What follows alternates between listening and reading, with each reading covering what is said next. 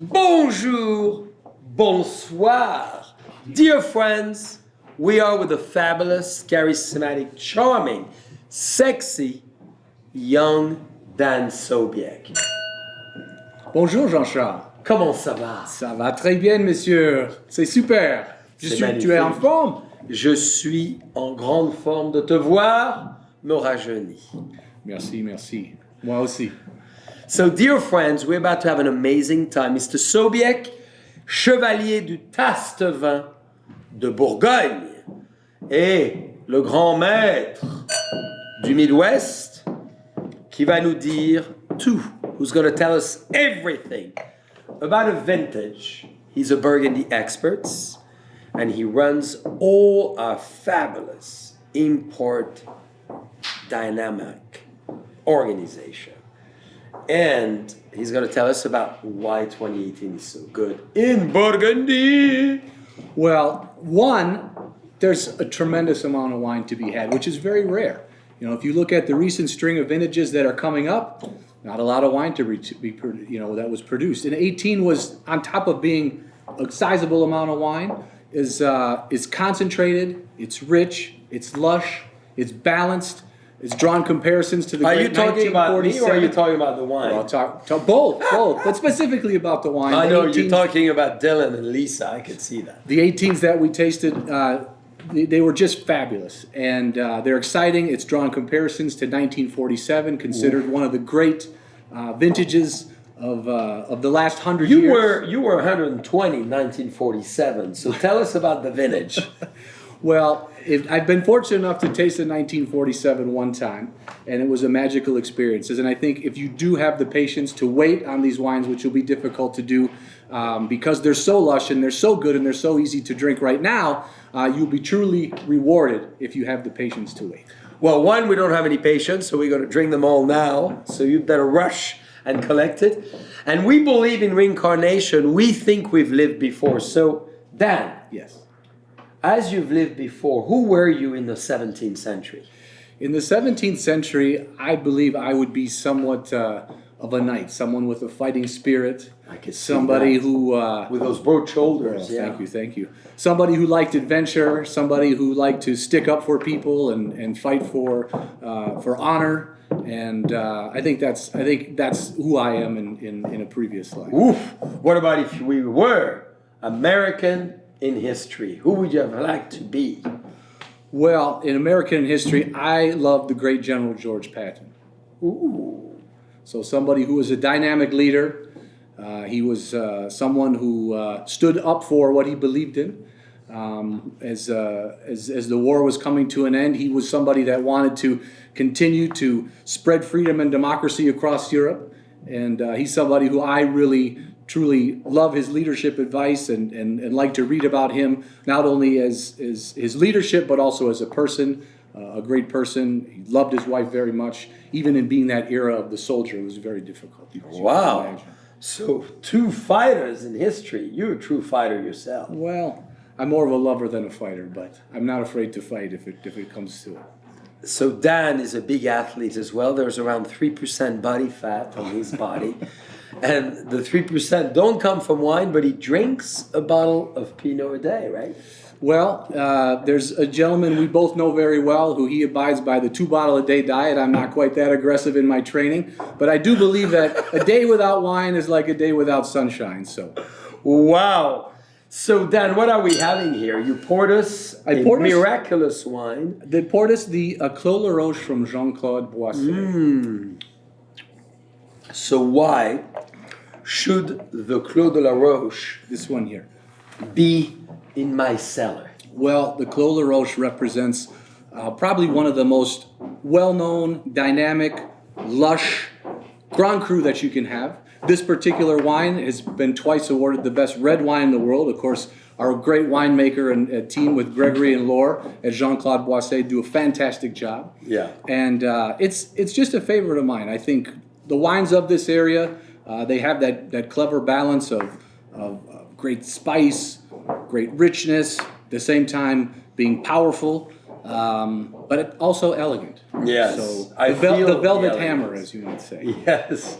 So this is quite a lineup on the right front, and this is just an example. So, wow, Corton Renard, Claude Bèze, Charme Chambertin, Claude Laroche, Claude Vougeot. Ah!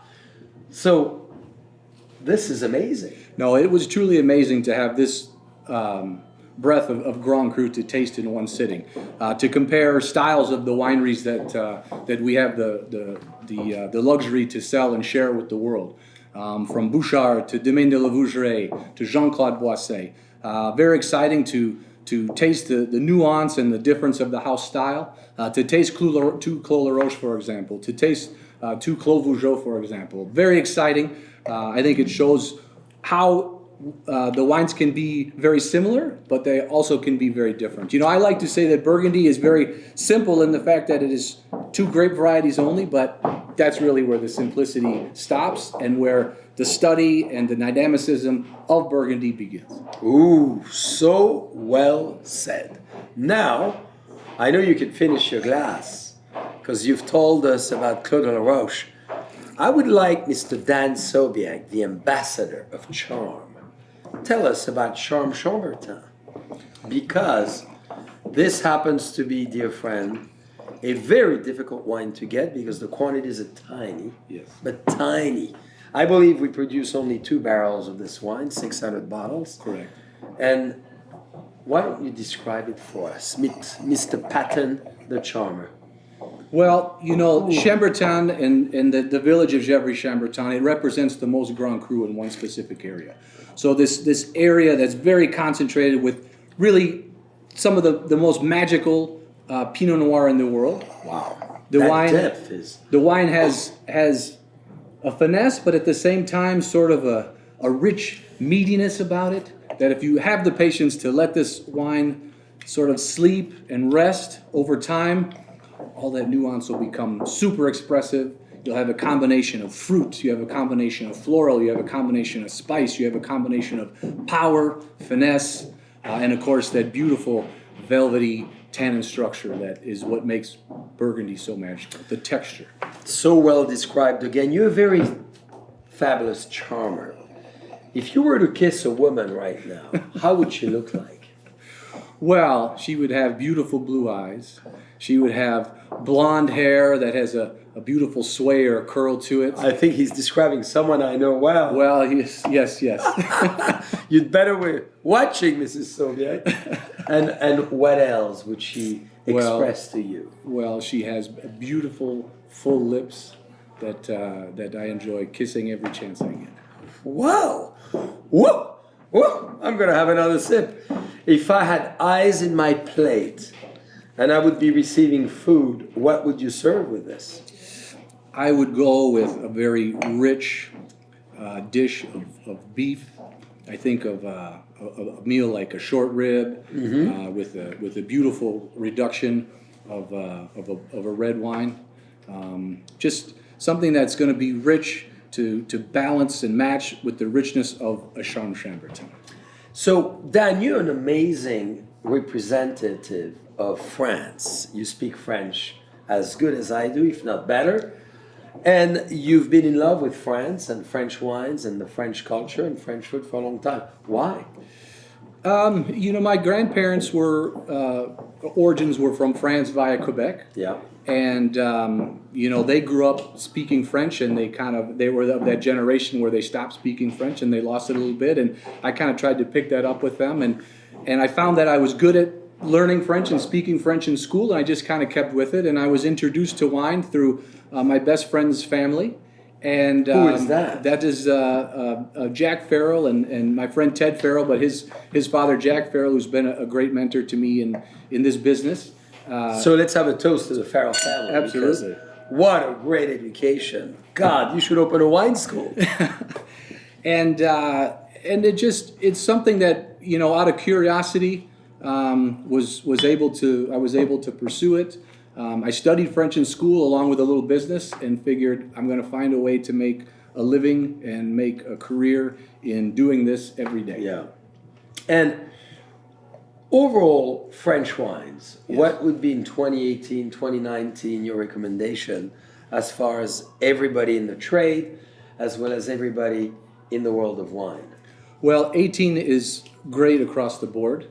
19, we're getting a chance to taste some of the 19s that are coming up. You know, outside of Burgundy, I love the wines of the Rhone Valley. I think they represent a tremendous value, even at the top end of the wines like a Chateauneuf or a Gigondas.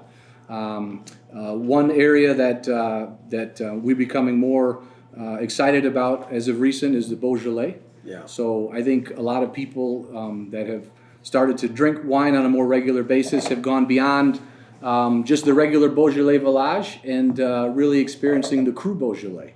So great wines, big trend, huh? Tremendous pedigree, wonderful value, and something that's very exciting, and we're selling more and more every day.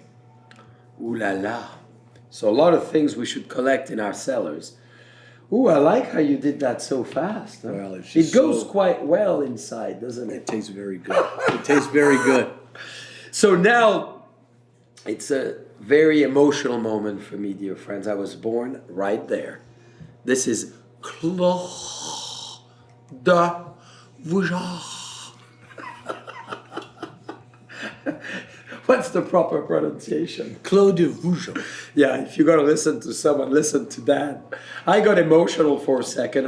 Well, this is your backyard. This is stutter. in your backyard. That's I can it. see why you'd be emotional. That's your birthplace. And you know those vats behind us are the vats that are welcoming in Burgundy, the same as those. The famous Clos Vougeot, oval shape and phenomenally made to ferment for over 28 to 30 days, this unbelievable Pinot. So tell us what we should know. And maybe tell us what we always wanted to know that we never knew. About the Clos Vougeot. Well, there's so much to talk about and so much to share, but I think it really is the home of Burgundy. This is Cistercian monk who laid the first stones of the Clos Vougeot. I believe the stories I've heard from your sister that when you were kids you used to play on the grounds because you had a friend whose father was involved in maintaining it. Being a member of the Confrérie des Chevaliers du Tatvan, which you are as well, for sure, is an honor because we are stewards. We're stewards of the Clos Vougeot.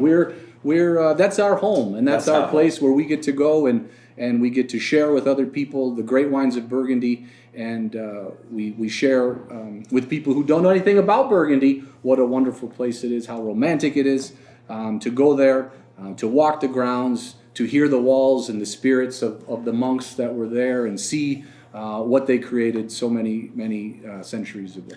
11 centuries ago, dear friends, it was in 980 that the whole fabulous hexagon of the Clos Vougeot started. So it's a miraculous place. It's full of energy, full of life, full of mystique, full of spirituality, which makes it great. Insane ground as the soil, and you probably all know, but we'll give you the reminder, we're surrounded with the Musigny, very simple vineyards, only 11 hectares of the most expensive land. Not far away are the Échezeaux, and then why not the Grand Échezeaux, and why not the Richebourg and La Tâche, to name a few, and Charmes-Chambertin is on the other side. So we're really surrounded there with the top guns of the world. Yeah, and you're leaving out one wine specifically, the Diamond in the Sea of Ruby, the Vougeot Premier Cru Clos Blanc. How could a magical white wine from the Côte de Nuit. And the whites in 2018 are amazing as well. Opulent, rich, perhaps not wines that are going to be super age-worthy, but certainly if you have the patience to lay them down for 5 to 10 years, you'll be duly rewarded. Well, would you want to lay down for 5 to 10 years? Well, me not personally. Well, depending how well surrounded you are. Perhaps. On that note, dear friends, remember the big lesson of the day: collect, collect, collect. And if there's one vintage to collect, it's 2018. Go wild, go crazy, go rich. If you're not, pretend you are, because your cellar will go up in value. Absolutely. As much as I love Bitcoin or cryptocurrency, this may be as good as Bitcoin for the next 20 years. You can't drink Bitcoin or cryptocurrency. I tried. Cheers. Dear friends, see you soon.